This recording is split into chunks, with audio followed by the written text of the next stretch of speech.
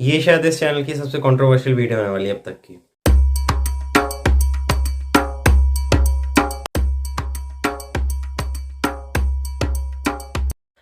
मैं अपने कॉलेज के डिबेटिंग क्लब का मेंबर हूं और हर गर्म मुद्दे पर वहां पर बहस होती रहती है। सीए क्योंकि परसों इनैक्ट हुआ है तो फिर ये मुद्दा भी मौजूद बहस था, टॉक ऑफ द टाउन रहा है पूरे इंडिया में। और इस पर मेरे को लगा कि वीडियो बनानी बहुत जरूरी है क्योंकि हर जगह इसी की बातें होने लग रही है, तो मैं भी क्यों ना व्यूज पाऊं इस पे। सीए के इनैक्ट होने से पहले रविश कुमार, सोरा बास्केट और अरफा खानूम पजामा जैसे कई लोगों का तो रुदन शुरू हो गया था।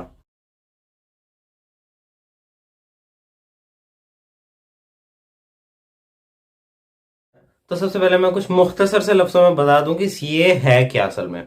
अब सिटीजनशिप एक्ट कोई नई चीज नहीं है। हमारे देश में एक पहली कानून एग्जिस्ट करता है जो है सिटीजनशिप एक्ट 1955, जिसमें यह बताया गया कि कैसे भारत में रहने वाले किसी भी नागरिक को यहाँ की नागरिकता मिल सकती है।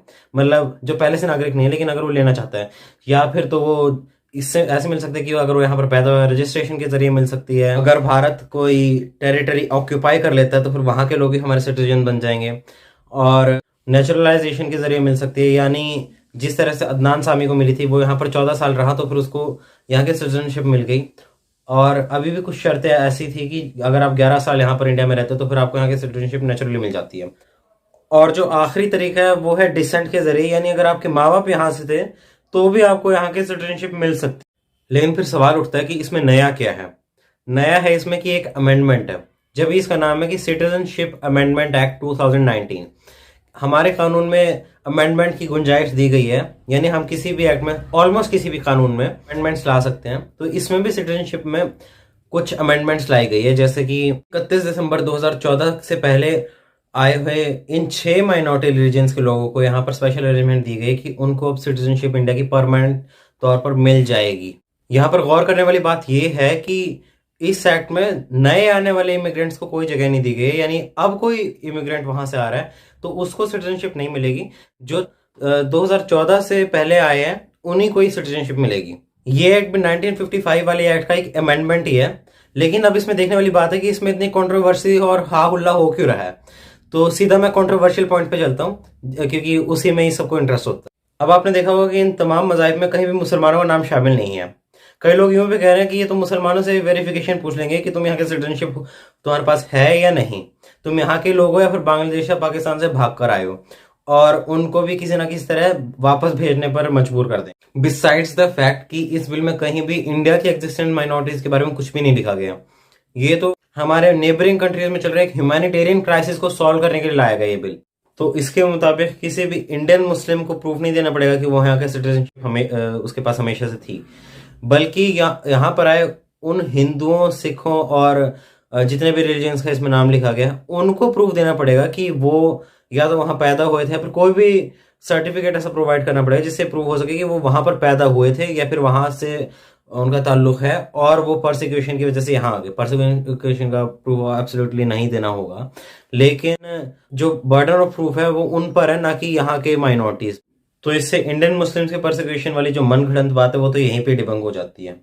और इसके अलावा यहाँ पे और भी कई इस पे एतराजात जताए गए हैं। जैसे सूरा बास्केट ने पिछली बार बोला था कि अगर हमारी सिटीजनशिप का क्राइटेरिया मजहब होगा तो फिर ये हमारे कानून के सेक्युलर आइन के खिलाफ है और ये बिल्कुल अनकॉन्स्टिट्यूशनल होगा, क्योंकि यहाँ पर हम वहाँ की रिलीजियस माइनॉरिटीज को प्रेफरेंस देने लग रहे हैं।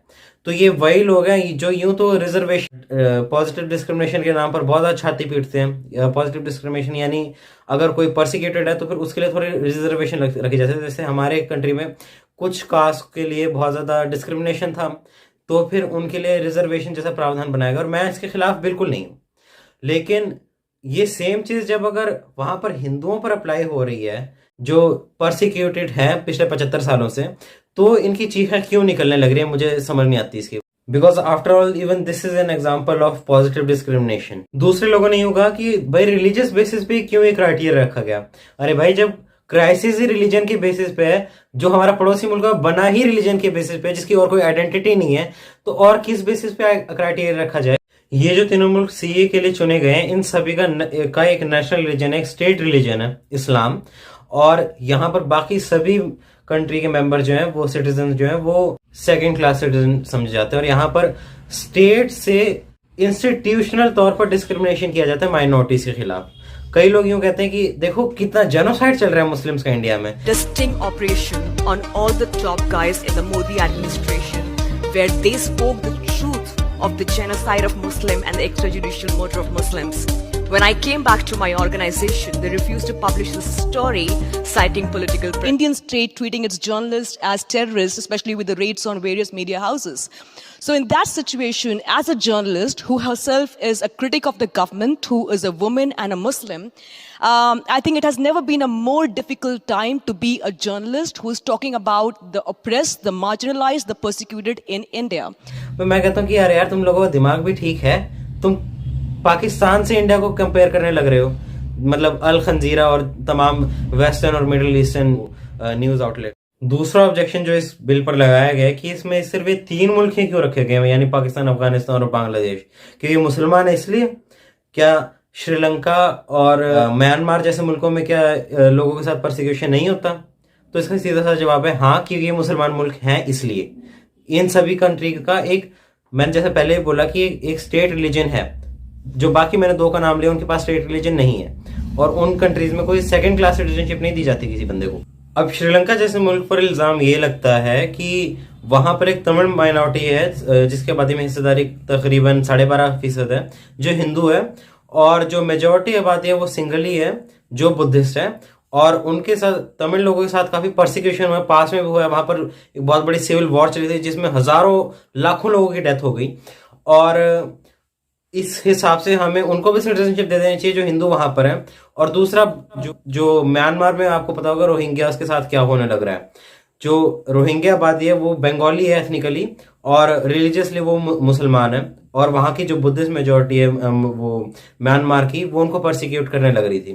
तो इसका सिंपल सा जवाब ये है कि जो श्रीलंका है, श्रीलंका और पाकिस्तान, अफगानिस्तान जैसे मुल्कों का कोई कंपैरिजन ही नहीं हो सकता है, तो फॉल्स कंपैरिजन है।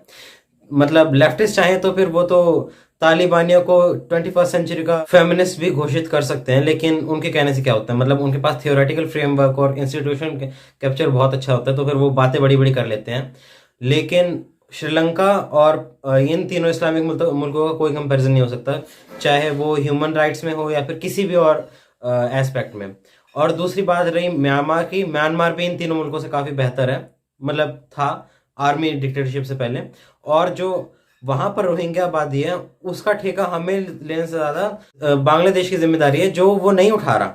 बिसाइड द फैक्ट कि बांग्लादेश को एक मुस्लिम बंगाली आबादी के बेसिस पर उसने अपनी आइडेंटिटी चूज की थी, यानी कि वो पूरे दुनिया में जो बंगाली मुस्लिम्स हैं उनका ठेकेदार है। यहाँ पर मुस्लिम भी बहुत जरूरी है वर्ड, क्योंकि वो बांग्लादेश जो है वो कहता है कि उसका इस्लाम जो है स्टेट रिलीजन है। दूसरी तरफ देखा जाए तो रोहिंग्याओं की तरफ से अरकान, जो कि म्यांमार का एक इलाका है, वहां पर एक टेररिस्ट या फिर दहशतगर्द तंजीम भी चलाई जाती है, जिसका पोटेंशियल है कि अगर वो इंडिया में आ जाए तो फिर वो हमारे नेशनल सिक्योरिटी थ्रेट बन सकता है।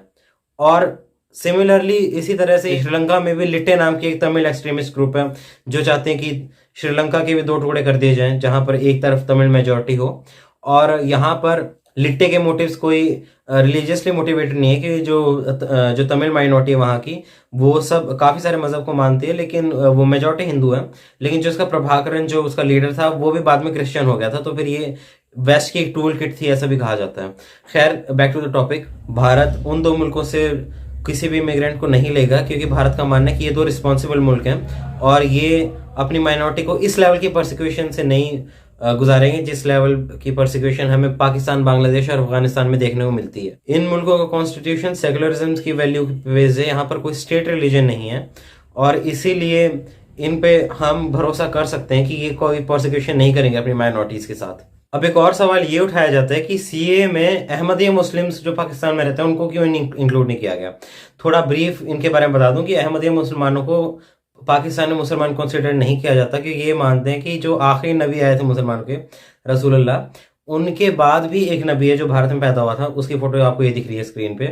इसीलिए मुसलमान यूं मानते हैं कि जो आखिरी नबी के बाद भी किसी नबी को मानता है वो तो काफिर हो गया, और वो अपोस्टेसी करने लग रहा है, तो इसलिए वो मुसलमान नहीं हो सकता, और इसीलिए इनको काफी परसिक्यूट किया जाता है पाकिस्तान में। तो इनको क्यों नहीं सीए में जगह दी गई कि अगर हम एक्चुअली परसिक्यूशन के बेसिस पे, माइनॉरिटी के परसिक्यूशन के बेसिस पे हम अपने लोगों को सिटीजनशिप देने लग रहे हैं। तो इसका सिंपल आंसर ये है कि अहमदिया लोग बेशक वहां पर परसिक्यूटेड है, लेकिन अहमदिया जो है वो one of the founding fathers of Pakistan थे, और उनका कोई भी हेट नहीं है पाकिस्तान के लिए उनके दिल में। अगर आप उनकी वेबसाइट पर जाकर देखें तो फिर वो तो अपने आपको बोलते कि हम बहुत लॉयल हैं पाकिस्तान, वो तो क्लेम करते हैं कि पाकिस्तान को बनाने में हमारा बहुत बड़ा कंट्रीब्यूशन रहा है, बहुत प्राउडली क्लेम करते हैं, और उन्हें कोई अलायंस भी नहीं बनाया और माइनॉरिटी के साथ, जो वहां की एग्जिस्टिंग माइनॉरिटीज है, अगेंस्ट द ऑपरेशन, कि वो दूसरे लोगों से उतनी नफरत करते हैं, दूसरे माइनॉरिटी से, जितने आम पाकिस्तान का शहरी किया करता है, जो कि आम मुसलमान शहरी है। इसलिए जो बेनिफिट ऑफ डाउट हम एक हिंदू को दे सकते हैं, फिर किसी सिख या बौद्ध, जैन, या फिर कोई भी क्रिश्चियन पारसी कोई भी हो को दे सकते हैं पाकिस्तान से जो आया है परसिक्यूट होके, वो सेम बेनिफिट ऑफ डाउट हम किसी अहमदिया को नहीं दे सकते, कि हमें नहीं पता कि वो आगे चलकर भारत के लिए लॉयल रहेगा भी या नहीं। तमिलनाडु और केरला जैसे कई स्टेट्स ने यूं भी बोला कि हम सीए को अपने यहाँ पर लागू नहीं करेंगे, और ये जो सीए जैसे कानून है सिटीजनशिप से रिलेटेड, ये फेडरलिज्म का हनन करने लग रहे हैं। तो फिर इस बात पर सेंट्रल गवर्नमेंट ने बात क्लियर कर दी है कि सिटीजनशिप देना स्टेट की लिस्ट में आता ही नहीं है, ये तो सेंटर का रोल है कि वो किसको सिटीजनशिप देगी या नहीं। अब ये तो हो गए सीए से जुड़े कई सवालों पर मेरा पॉइंट ऑफ व्यू, लेकिन ऐसा नहीं कि ये बिल पूरी तरह ही सही है, इसमें कुछ खामियां भी हैं। जैसे कि इस बिल के मुताबिक 31 दिसंबर 2014 के बाद तमाम इमिग्रेंट्स को सिटीजनशिप नहीं दी जाएगी, सिर्फ उससे पहले लोगों को सिटीजनशिप दी जाएगी। मतलब चाहे कोई हिंदू उसके बाद भी आया परसिक्यूशन के बाद, तो उसको इस बिल में इंक्लूड नहीं किया गया।